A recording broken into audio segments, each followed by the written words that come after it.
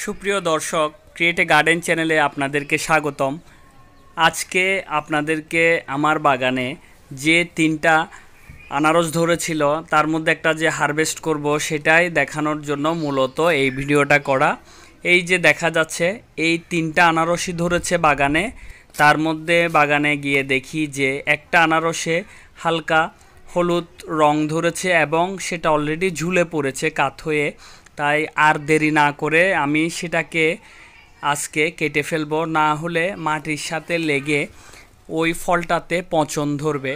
তাই আর দেরি না করে ছুরি দিয়ে আনারসটা কেটে ফেললাম। আশা করি যেহেতু হলুদ রং এসেছে সেহেতু তার টক ভাবটা গিয়ে আস্তে আস্তে মিষ্টি হবে।